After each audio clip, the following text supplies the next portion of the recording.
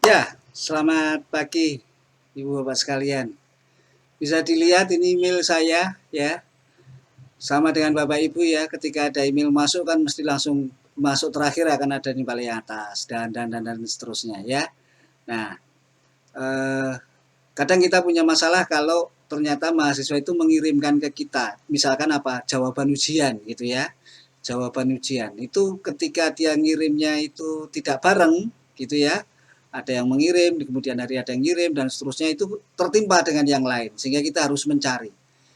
Ya, intinya gimana kita bisa membuat folder agar semua itu menjadi satu sehingga kita ketika akan mencarinya, mengkoreksinya itu menjadi mudah. Oke, caranya sederhana, kita manfaatkan label yang ada di Gmail ya. Caranya adalah kita scroll ke bawah nih, ya menu yang ada di sini ada buat label baru. Oke, kita klik.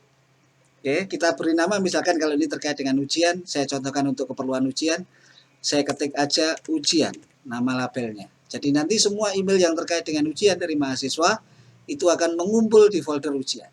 Oke, buat. Oke, nah ini ada keterangan sudah dibuat ya, sudah terbuat. Kemudian kita kelola label yang sudah kita buat itu. Oke, klik, kita kelola dan kita buat filternya.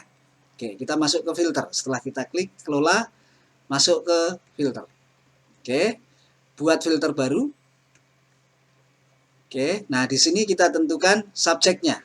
Ya, kata-kata apa atau subjek kalau di email itu kan ada kepada, ya kan?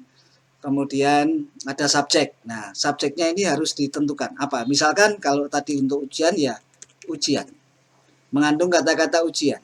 Jadi kiriman jawaban ujian, berkas ujian, ya dan seterusnya. Pokoknya ada kata ujian nanti akan masuk ke situ. Oke, buat filter. Nah, di sini gunakan label kita pilih karena tadi kita buat untuk ujian ya ujian. Kemudian langkahi kotak masuk ini kita centang jika tidak masuk ke menu utama ini, ke kelompok utama itu langsung nanti di label ujian. Oke. Dan hapus atau hindari spam ya. Jadi tidak masuk ke spam ya. Biar kita mudah tidak perlu mencari ke sana. Oke, buat filter. Oke, kalau sudah kita refresh. Sebentar. Ya. Kita refresh. Apakah label ujian, folder ujian yang kita buat itu sudah sukses atau belum? Nah, kalau sudah kita refresh, kita cari. Nih, sudah muncul ya. Tapi belum ada yang masuk kan? Kita coba misalkan saya ingin kirim menggunakan email saya yang lain. Ya, saya seolah-olah sebagai mahasiswa. Oke, langsung saja ya. Saya coba buat. Oke. Nah, ini ya. Ini bisa digeser nggak? Oh, nggak mau ya. Oke.